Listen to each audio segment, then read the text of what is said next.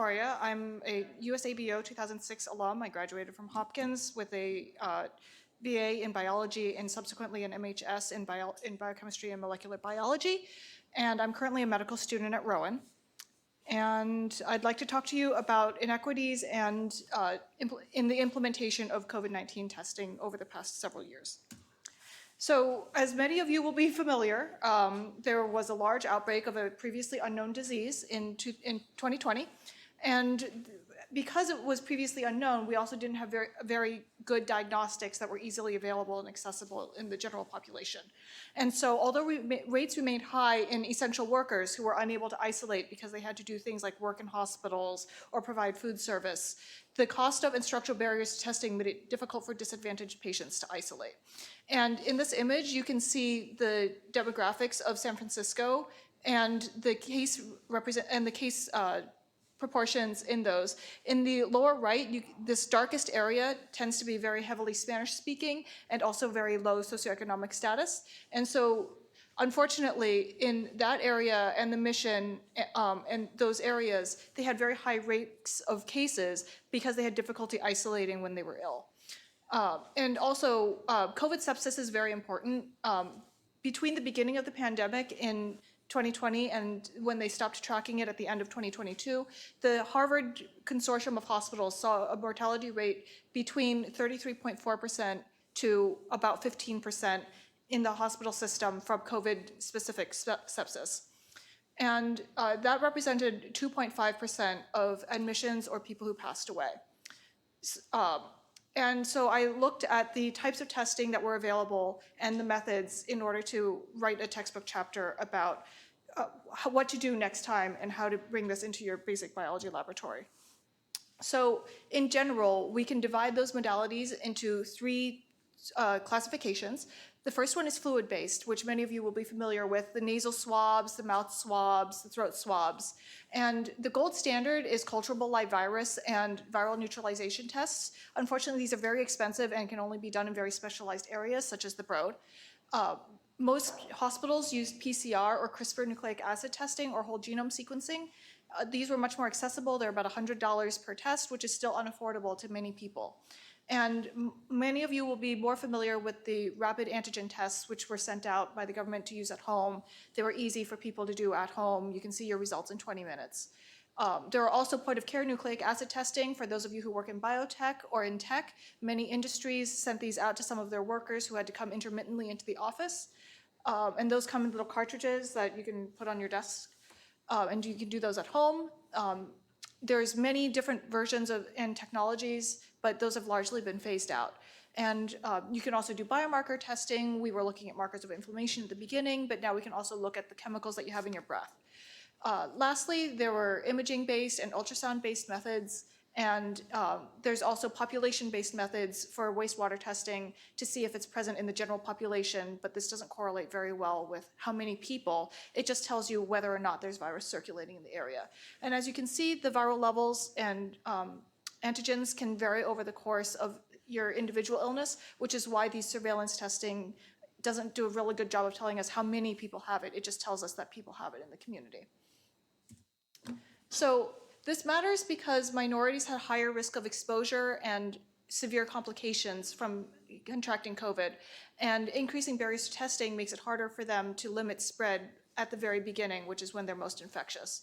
So including things like increasing linguistic diversity of the people that are doing outreach and making them available where people are, such as food banks or community centers, is a much more efficient way than trying to concentrate on PCR testing at the inpatient hospital side, because by the time we're admitting them for COVID sepsis, it's a little too late. We really want to be catching this in the community earlier.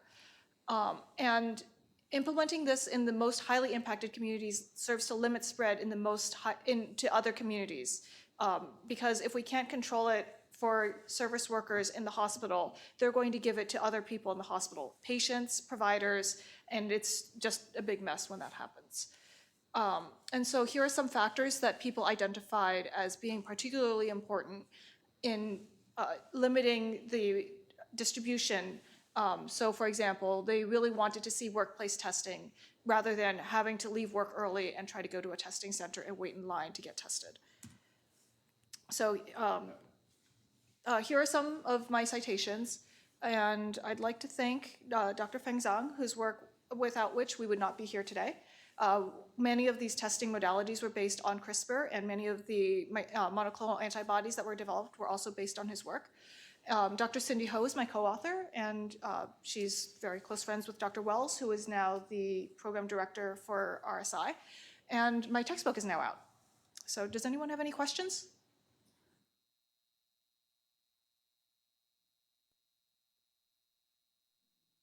If not, I guess we can move on to the...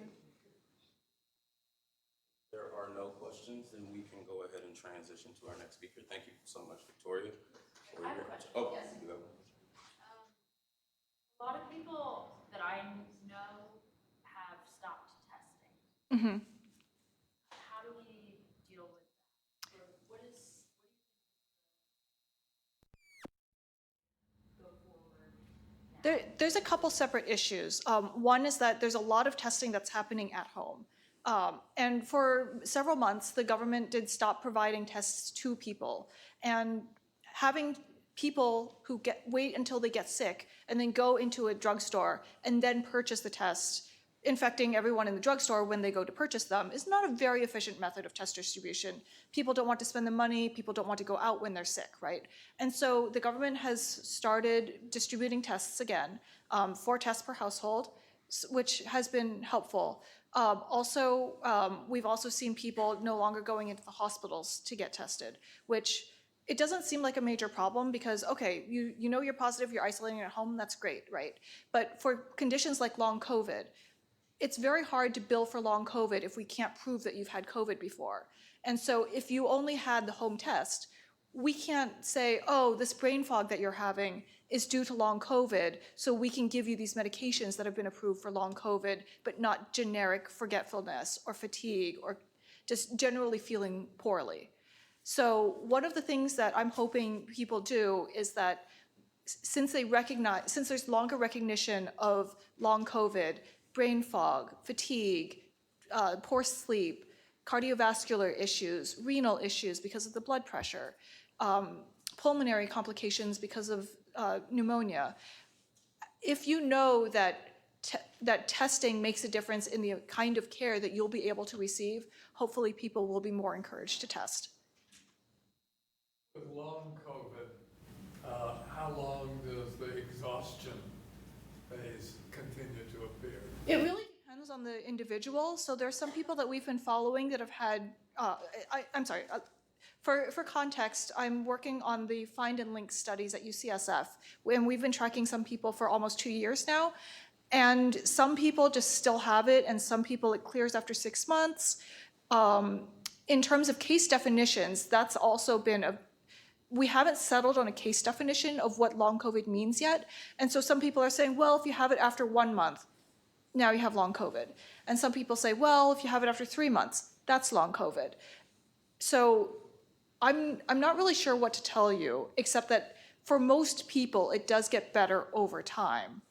And so there are medications now that people are trying that seem to be promising in terms of improving long COVID. So generically, reducing inflammation in the brain seems to be a promising way that people are combating long COVID, which makes sense because when you have a viral infection and you have acute inflammation in your brain, that's part of what's driving when you feel so sick, when you have the flu, that confusion that you see. And so hopefully reducing inflammation both at the beginning when you get COVID and afterwards, if you're still experiencing long COVID, hopefully we can try to improve that as well. How long should you wait after having had COVID for getting the new shot? Right now, many institutions are encouraging that you wait about 3 months or so, but there doesn't seem to be that much harm if you get it sooner than that. Maybe don't get it right after you just got it because the infection will provide natural protection for a little bit, but 3 months, 6 months seems to be okay. Thank you. You're welcome. Any other questions? Okay, thank you.